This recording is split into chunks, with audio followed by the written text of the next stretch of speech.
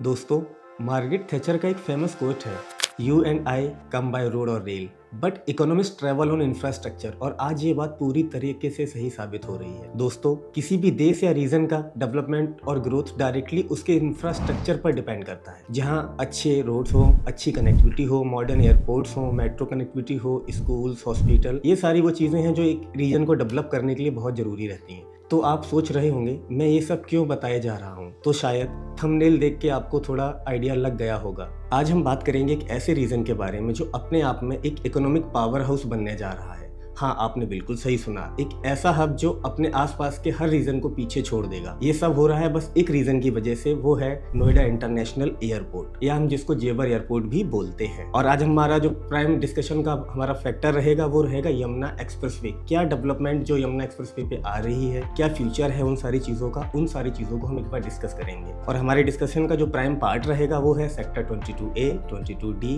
Sector 24, 21, 17 and sector 25, जो Yamuna expressway के बिल्कुल आसपास आते हैं। ये एरिया डेवलपमेंट और ग्रोथ के मामले में नए रिकॉर्ड्स तोड़ने वाले हैं कुछ ही सालों में, बस एक एक्स फैक्टर की वजह से, यमुना एक्सप्रेसवे और जेवर एयरपोर्ट। चलिए आज हम जानेंगे वो सारे फैक्टर्स और प्रोजेक्ट्स जो इन रीजन्स को, इन सेक्टर्स को मस्ट इन्वेस्टमेंट जोन बनाते हैं।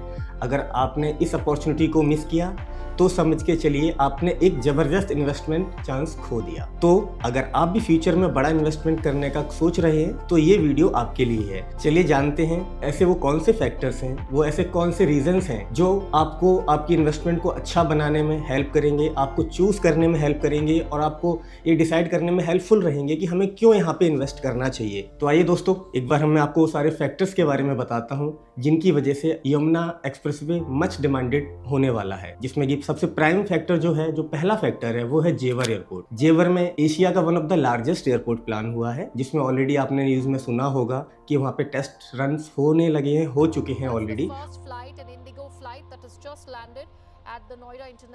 और उसका officially inauguration very soon planned है, जिसको हमारे देश के प्रधानमंत्री जी बहुत जल्दी ही इनॉग्रेट करेंगे। तो जब कहीं पे भी कोई एयरपोर्ट आता है तो एयरपोर्ट के जो आसपास के लोकेशन होती है वो बहुत रैपिडली डेवलप होती है। एयरपोर्ट के आने से कनेक्टिविटी बूस्ट हो जाती है आपकी। जो आजकल के कॉर्पोरेट्स हैं वो एयरपोर्ट के नियर बाय रहना चाहते हैं। सिमिलरली इसका अगर एक एग्जाम्पल की तरह से हम इसको समझना चाहें तो सिमिलरली आप देख सकते हैं कि जो गुड़गांव का डेवलपमेंट है वो सारा का सारा एयरपोर्ट बेस्ड था। उससे पहले वहाँ पे इतना कोई खास डेवलपमेंट नहीं था, बट एयरपोर्ट की कनेक्टिविटी मिलने की वजह से आज वो एक मच डिमांडेड और एक हायर साइड का एरिया जहाँ पे सारे कॉर्पोरेट्स वहाँ पे हैं, सारी कनेक्टिविटीज मिलती हैं। तो आप कंपेयर भी कर सकते हैं कि वहाँ के प्राइसिंग और दिल्ली के प्राइसिंग में भी जमीन आसमान का फर्क आ जाता है। इसलिए हम जो डिस्कस कर रहे हैं, हम ये एयरपोर्ट के आसपास के सेक्टर्स को डिस्कस कर रहे हैं जहाँ पे हमें इन्वेस्टमेंट अपॉर्चुनिटीज आने वाली हैं या मिल रही हैं।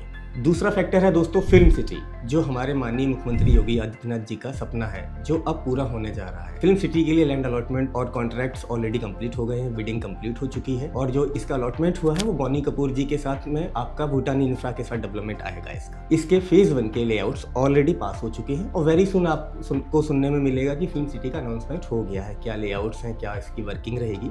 अब जो प्लानिंग है फेज 1 के लिए, इसमें आपकी टोटल 1510 करोड़ रुपए का इन्वेस्टमेंट आ रहा है। उससे इसको डेवलप किया जाएगा और इसको जोन वाइज डेवलप किया जाएगा। तो फिल्म सिटी के आने से क्या रहेगा, उस लोकेशन पे आपको मल्टीपल डिमांड्स देखने को मिलेंगी, जैसे रेसिडेंशियल अपार्टमेंट्स की डिमांड मिलेंगी, आपको स्टूडियोज की डिमांड आ जाएंगी वहाँ पे। तो जब लोग वहाँ पे जो काम करेंगे उनको रहने के लिए कोई ना कोई एकोमोडेशंस चाहिए होगा। दैट्स वाई अथॉरिटी ने वहाँ पे काफी सारे सेक्टर्स में रेसिडेंशियल प्लॉट्स लेकर आई है, सो दैट वहाँ पे हाई राइज ग्रुप हाउसिंग आए तो लोगों के रहने के लिए एकोमोडेशन वहाँ पे मिले। ये सारी चीजें ऑलरेडी वर्किंग में चल रही है। अब कुछ बिजनेस डेवलपमेंट की बात कर लेते हैं दोस्तों, कि क्या क्या वहाँ पे कॉर्पोरेट्स आ रहे हैं और क्या डेवलपमेंट फ्यूचर में प्लान्ड है। इस मामले में अगर आप बात करने जाओगे तो आप देखेंगे सेक्टर 24 में वीवो ऑलरेडी ऑपरेशनल हो चुका है। वहाँ पे Vivo mobile manufacturing plant and assembling unit already operational है और वहाँ पे लोग ऑलरेडी वर्किंग हैं, आप देखेंगे जाके। तो इसके अलावा वहाँ पे ओप्पो का प्लांट है जो वेरी सून वहाँ पे अपना काम स्टार्ट करेंगे कंस्ट्रक्शन का। उसमें साथ वाली सेक्टर में सेक्टर 24A में आपका पतंजलि आ जाता है। पतंजलि वहाँ पे 2 तरीके की डेवलपमेंट कर रहा है। एक तो उनका इंडस्ट्रियल पार्क है पूरा का पूरा, जिसमें वो छोटे छोटे प्लॉट्स को अदर कॉर्पोरेट्स को लीज करेंगे। छोटे छोटे प्लॉट्स अथॉरिटी ने उनको टोटल लैंड पार्सल दिया है, उसको उन्होंने छोटे छोटे प्लॉट्स में कन्वर्ट करके छोटे छोटे बिजनेसेस को देंगे यूज़ करने के लिए सब लीज मॉडल के बेस पे। इसके अलावा उनको एक लैंड पार्सल दिया गया है जहाँ पे वो Patanjali food and herbal parks लेके आएंगे अपना। उसका कंस्ट्रक्शन ऑलरेडी स्टार्ट हो चुका है। रिसेंटली आपने न्यूज़ में भी देखा होगा कि पतंजलि ने बोला है कि वहाँ पे वो लगभग 1600 करोड़ रुपए का इन्वेस्टमेंट करेंगे, जो कि वहाँ पे मल्टीपल जॉब्स क्रिएट करेगा। अप्रॉक्स 3000 जॉब्स का टारगेट वो लेके चल रहे हैं, कितनी जॉब्स इजीली वहाँ पे क्रिएट होंगी आने वाले टाइम में। इसके अलावा अगर हम और बात करते हैं तो सेक्टर 10 में भारत सेमी सिस्टम्स के लिए वहाँ पे सेमीकंडक्टर पार्क के लिए जगह दी गई है, उसको ऑलरेडी ओनर वर्किंग स्टार्ट कर दी है। इसके अलावा मेडिकल डिवाइस पार्क आ रहा है आपका यमुना एक्सप्रेसवे पे। तो ये बहुत सारी डेवलपमेंट्स हैं जो वहाँ पे आ रही हैं। इसके अलावा यमुना पे आपने सुना होगा IT सिटी आती है, जहाँ पे मल्टीपल कंपनीज ऑलरेडी ऑपरेशनल है। सिमिलर लाइक कॉफोर्जे ऑलरेडी ऑपरेशनल है वहाँ पे। आपका WTC आता है, WTC में माइक्रोमैक्स ने 17 लाख स्क्वायर फीट का एरिया रेंट पे ले रखा है। तो ये सारी चीजें वहाँ पे ऑनगोइंग है। इसके अलावा अगर एजुकेशन सेक्टर की आप बात करोगे तो वहाँ पे मल्टीपल यूनिवर्सिटीज आ जाती हैं, similar like Galgotia university, Noida international institute of medical science. ये तो ऑलरेडी ऐसे कॉलेजेस हैं जो वहाँ पे रन हो रहे हैं, जहाँ पे स्टूडेंट ऑलरेडी पढ़ने जाते हैं। अब ये सारे स्टूडेंट कहाँ से जाते हैं?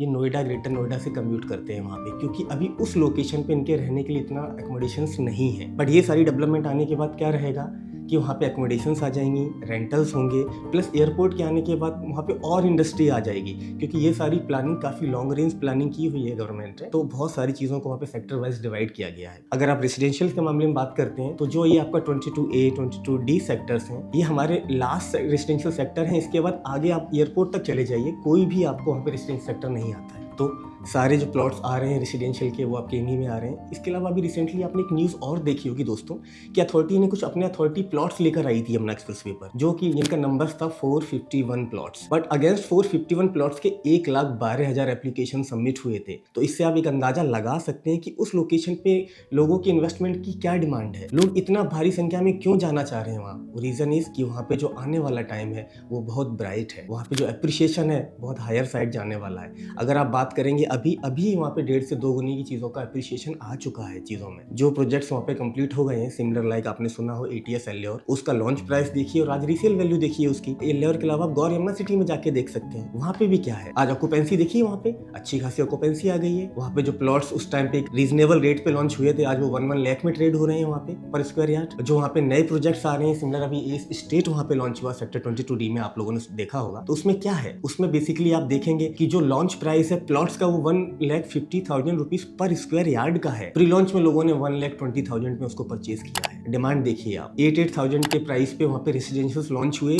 और सेम डे जितनी भी यूनिट्स ओपन की गई वो सारी सोल्ड आउट हो गई। तो ये सारी चीजें आपको दिखाती हैं कि भाई यमुना पे क्या होने वाला है। जो भी इस चीज को देख पा रहा है वो कहीं भी इन्वेस्टमेंट नहीं प्लान करता एक्सेप्ट यमुना। वो कहता है कि मेरे को यमुना पे ही पैसे लगाने हैं, क्योंकि उसे पता है कि आने वाले 5 से 10 साल में वो एरिया मच डिमांडेड होने वाला है। तो इस तरीके से हम कुछ वर्किंग आज डिस्कस करने वाले हैं कि यमुना पे ऐसा क्या क्या है जहाँ पे आप इन्वेस्टमेंट कर सकते हैं। वो सारी डिस्कशन को हम आगे बढ़ाएंगे अभी। अगर आपको इस सब चीज़ों से लगेगा कि आप वहाँ क्यों इन्वेस्ट करना चाहिए, एप्रिशिएशन मिलेगा आपको, लोकेशन अच्छी है, कनेक्टिविटी अच्छी है, सारी चीज़ें हैं वहाँ पे, और वहाँ पे मल्टीपल कंट्रीज से कंपनियाँ आ रही हैं जो वहाँ पे काम करना स्टार्ट करेंगी। मल्टीपल MNCs वहाँ पे ऑपरेट करना स्टार्ट कर देंगे आने वाले टाइम में। तो एक बार हम इन सारी चीज़ों को डिस्कस कर लेते हैं कि क्या क्या ऑप्शंस अवेलेबल हैं वहाँ इन्वेस्टमेंट के लिए, किन किन चीज़ों में हम इन्वेस्टमेंट कर सकते हैं, whether it's commercial, whether it's residential, whether it's studio. तो जो भी ऑप्शन है वो एक बार मैं आपके सामने डिस्कस करूंगा।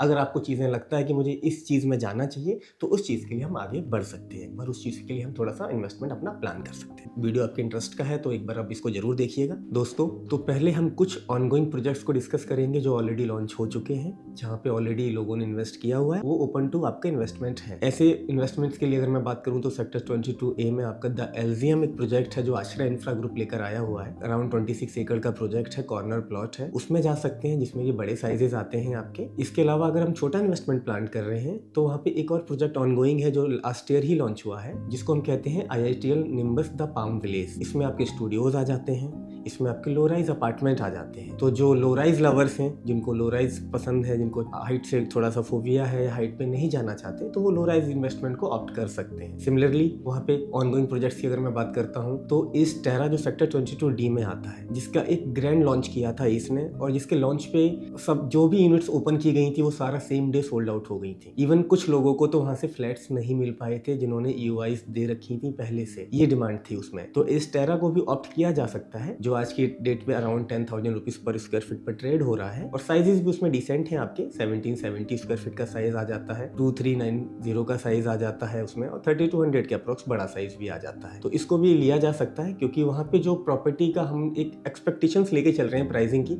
आने वाले टाइम में 12,000 के अप्रोक्स स्टार्ट हो जाएंगी चीजें वहाँ ट्रेड होना। और अभी रिसेंटली कुछ नए अलॉटमेंट्स भी हुए हैं वहाँ पे लैंड के, जिसमें एक लैंड पार्सल आपको पूर्वांचल ग्रुप को मिला था, एक लैंड पार्सल आपके एल्डगो ग्रुप को मिला था, जो दोनों ही वर्किंग कर रहे हैं अपने प्रोजेक्ट्स को लाने की, जिसमें कि पूर्वांचल ने ऑलरेडी प्री लॉन्च स्टेज पर चीज़ों को बताना स्टार्ट किया हुआ है कि भाई हमने 22D में कुछ लॉन्च किया है, उसमें कुछ अच्छे डिसेंट साइजेस लेकर आ रहे हैं वो। तो इन्वेस्टमेंट के लिए पूर्वांचल को भी ऑप्ट किया जा सकता है, जो कि एक रेप्यूटेड डेवलपर है, उसकी एक लीगेसी है काफ़ी टाइम से आप देखेंगे तो।